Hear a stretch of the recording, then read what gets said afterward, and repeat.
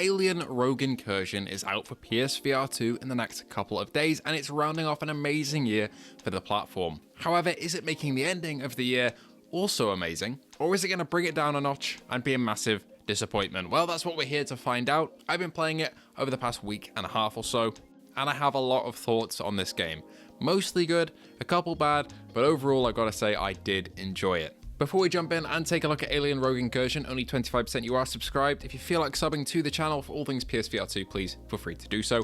And thank you to our patrons and YouTube members who support the channel day after day and week after week, and I would not be here without them. Anyway, let's talk about this highly anticipated Alien game and whether it's worth your time and money. To set the stage in Alien Rogue Incursion, Part 1, this is, but we'll get onto that in a little bit. You take on the role of Zula Hendricks. You're heading to Padan to meet up with a friend of hers, essentially. When you get there, you find there are Xenomorphs everywhere, and you've got to find out what's going on. Your companion, Synth Davis, accompanies you around, and from there, you spend the next 5 hours and 40 minutes-ish, in my case at least, exploring the facility and trying to uncover the mystery that happened there. I found the story to be very engaging throughout and was one of the driving factors of me wanting to continue the game. Zula is an interesting character. She's pretty tough but has some more vulnerable moments that make her pretty interesting.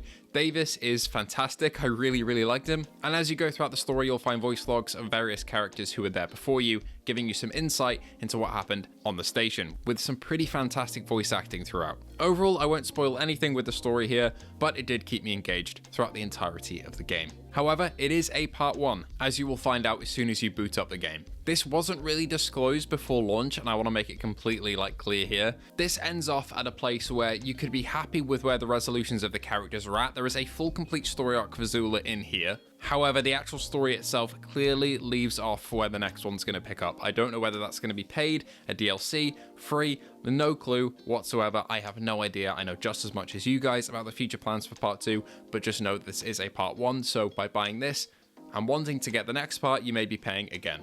But overall, the story was a positive here. Now, let's talk about visuals, and this is where I kind of need to make a bit of a clarification. When I first booted up the game, it looked muddy, a bunch of environmental and VFX did not load in, and I thought that the game was completely busted. That is not the case, and if you discover that is the case for you, head into your PlayStation settings to your default performance mode and change it to game default. I had my performance mode set to performance for all games locked, so that basically made Alien run at settings that it wasn't really supposed to. As soon as I hit it on game default, the game looked really nice, and all those VFX, particles, everything that you would expect to be there from muzzle flashes and bullet ricochets were all there. So if you're having problems with the visuals, it's probably because you've got performance mode set as default on your actual PlayStation settings. Not in the game settings, but in your PlayStation settings. When I had that sorted out, how does the game actually look? Well, it's reprojected, which may put a couple of people off, but I can see why. Padan is littered with environmental effects, tons of detail and objects that are all interactable, and ultimately I can see why it is reprojected. I can see why it can't hit that native 90 performance, especially on Unreal Engine 5, and that's a whole nother thing to talk about itself. I felt the game struggled with performance maybe twice throughout my entire playthrough, but it really wasn't anything bad and wasn't too noticeable because of the reprojection. So personally, I found the performance to be pretty consistent and good, which I was a little bit worried about before launch because this is an Unreal Engine 5 game. But I can say as well, the lighting here is really nice. It was the same with Firewall Ultra. I found the lighting there, because that's in Unreal 5 too, looks absolutely fantastic, and it does here as well. However, you're not hitting the highest of resolutions, and there clearly is some upscaling sort of technology going on here. In very busy environments with, say, a lot of snow or sparks flying around, it does become a little bit more blurry and less defined than usual, like you'd see on a game that you turn on frame generation for on PC, for example. If you played Firewall Ultra, it's a very similar visual package to that. It's not the highest resolution game on the headset, but it does look good, and at its best looks absolutely stunning. As for Mura, I didn't really notice any. Even in the dark areas, it seems to be pretty clear. And as for PSVR2 features like haptics, it's all included here. Whether your ship is crashing into the ground and you feel that in the headset, or you're blasting away at Xenomorphs with a pulse rifle, you feel that in both the controller haptics and the adaptive triggers. Everything's utilized fantastically here. They dived into it in the Sony blogs before launch, how they utilized everything, and yeah, that is indeed the case. I was happy that all of the PSVR2 features were used to their fullest potential.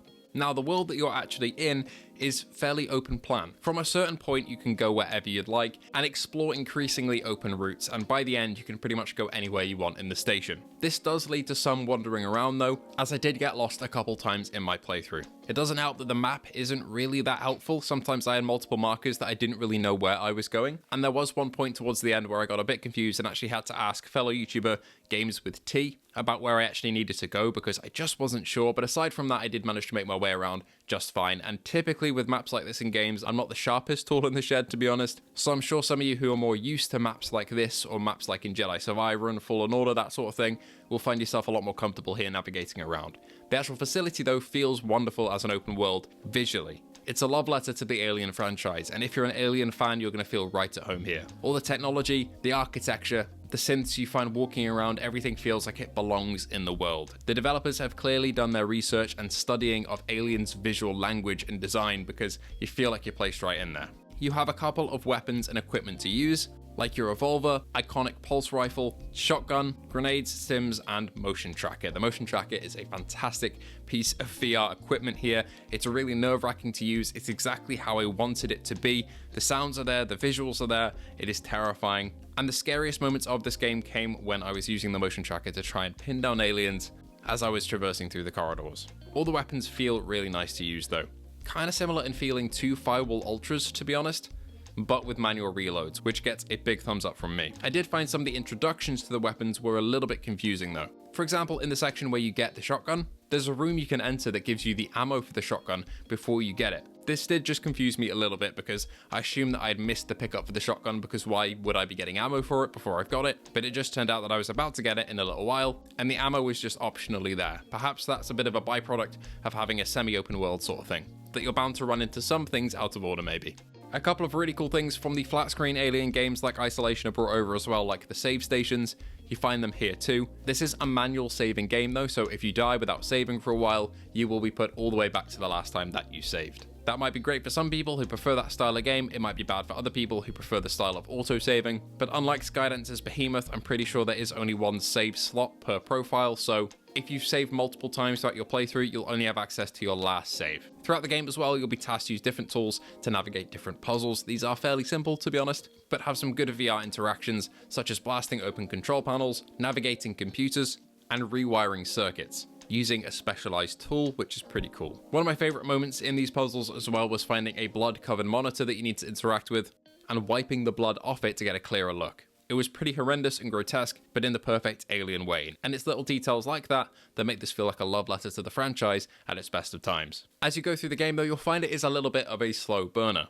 It does grow on you. At the start, I was pretty engaged, but after say the half an hour mark, and especially after about the maybe 45 to 50 minute mark, I was properly engaged with the story and the gameplay, wanting to find out what was next and keep on hunting down those Xenomorphs. So let's talk about the Xenomorphs. They have to be a pretty good adversary for you to fight in this game because they are the only one. There are some encounters with some other alien types like facehuggers, but for the most part, your main threat throughout the entire playthrough is the same sort of Xenomorph that's going to be hunting you down. I predicted before the game came out that these would be a bit of a mix of the Fireteam Elite aliens and the Alien Isolation aliens, and to be honest they are, but leaning maybe a little bit more towards the Fireteam Elite type. What I mean by that is that these Xenomorphs are fairly smart. They will try to outflank you, hide in the shadows, hide on the ceiling, but they're not really smart like Alien Isolations, and because you're an ex-colonial marine, you have a vast array of weapons, so you can kill them fairly easily. They do take a few rounds to go down, but it isn't too hard of a task, at least on normal difficulty for me. However, I'm assuming on hard you will have a pretty damn tough time. While you can kill them with say half a pulse rifle magazine, they do a lot of damage to you though. Getting attacked by a Xenomorph should hurt, and it does, and if you end up dying you get those really cool animations like Alien Isolation, where you get a tail punctured through your chest, or they split open your face, which is horrendous in VR and really terrifying, but really, really cool at the same time. Overall, my expectations were tempered a little bit towards the Alien AI, and I think that was a correct choice. You're not getting Alien Isolation levels of smartness here, and there aren't too many situations where you can really avoid them, because they will usually lock onto you and know exactly where you are and come and kill you. But at the same time, they're not completely brain dead or anything. They will find ways to kind of get around you, use the vents smartly, and it can generate some pretty creepy moments. One thing that didn't really help with the tension though is the constant spawn rate of them. I felt a bit of a lack of suspense because I knew if I went into a new area or spent too long walking around that a couple of aliens would find me. I would have liked some little breakups in the tension where perhaps you don't see one for a little while and you're checking your motion tracker wondering when the next one's going to turn up. It was very predictable when I was going to run into a set of Xenomorphs and have to take them down, and it kind of made traversing the map feel like I should be doing it at pace. I didn't really have much time to breathe and explore and think, maybe I should head over into that room and go take a look over there, even though it's not relevant to the story, just to see what I can find. Instead, I was going, well, I could look in that room, but I know that a couple of aliens will spawn and I'll have to waste more ammo on them, so I better just get going and get to where the objective is.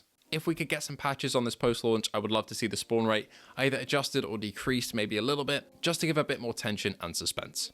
I did find towards the latter half of the game as well, the retrieval was a little bit of a slog. Essentially, there are a couple moments where you exit the facility and then are sent back in, and then you exit again and then you're sent back in, and you have to go grab objects each time.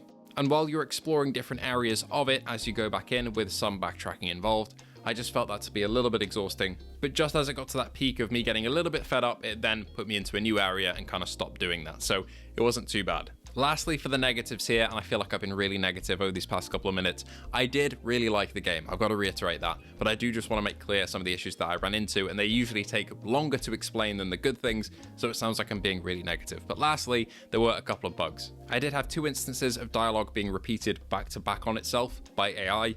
I did have some ragdoll glitches, but that is kind of just how the Xenomorph ragdoll works sometimes. It's a complex model, it's going to freak out from time to time, and it did, but for the most part they were okay. And I did have 1 instance of the game freezing while I was transitioning to a new location in an airlock. After reloading the save, it was completely fine, so I'm not quite sure what caused that, but that did happen once throughout my 5 hours and 40 minutes-ish of playtime. Lastly, I just want to cover the horror elements of the game. Should you be expecting something absolutely terrifying from Alien Rogue Incursion, I would say no. You should expect something tense in certain situations. The more scripted areas where you're not just expecting the same Xenomorphs to spawn in every now and then are quite tense because they're manually adjusted with spawn rates, where they come from, and different narrative events are weaved in there, and I felt tension there. There were definitely a couple moments where I got jump scared as well, and it kind of spooked me, not even by the game intentionally doing it, but there just being a synth in a place that I didn't expect. And I see it on the motion tracker, and I come around a corner, and they start speaking at me, and I recoiled at that. So there were a couple of moments like that that really kind of got me. There were a couple of scripted jump scares as well that did get me, but I'm a very easily spooked person. But overall, I think if you're used to a game like Madison or Resident Evil 7, you're going to be completely fine here in terms of horror. I didn't really find it too scary, but it was tense at points, especially in, again, those more scripted segments of the game.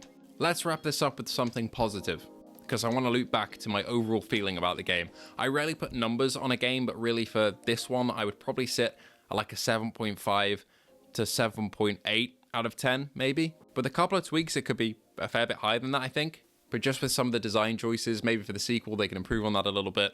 But I feel like there is room for improvement, definitely. But I did really, really enjoy it. And one of the main things I want to get across here is that if you're an Alien fan, you're going to like this game, I would say. It feels like you're in that universe. That's the biggest compliment I can give it, is they've nailed the feeling of Alien. From the moment I set foot on Padan, it felt like I was in Aliens. More than the first Alien, it felt like the sequel, which I think was the tone they were going for, and they really nailed it. Hearing the iconic sounds of the pulse rifle while you blast away at Xenomorphs is a feeling like no other. Being chased by a facehugger is absolutely terrifying. And interacting with all of the retro future tech has never felt so good because it's actually you doing it. It's really, really cool. And again, the story kept me engaged and made me wonder where it's going to go next, and I'm really down to play the sequel, because if they take some of the lessons learned from this, carry on the story and nail it, then I think that's going to be really something special. And I think at its best moments, Alien Rogue Incursion also is something really special. It just has a couple of design choices that frustrated me a little bit, that's all. Anyway, I hope this has been helpful to you guys. Overall, I'm really positive about this one, but there were some issues that I know will annoy some people as they play, and they did annoy me as well. Being completely honest though, I did enjoy my time with it. I did feel like it was maybe a little bit on the shorter side, it definitely felt that way. But I hope this informs your decision to buy it or not. I just hope you got something of value from this review today. But thank you all so much for watching. Thank you to our patrons and YouTube members. Thank you to Servios for providing me with a game key for this one before launch. That is much appreciated. We should be starting a gameplay playthrough of this game either today or tomorrow, hopefully, if everything works out. So please be there for that if you're maybe thinking about taking a look at some proper full-on gameplay of the game. And I hope to see you all in the next one.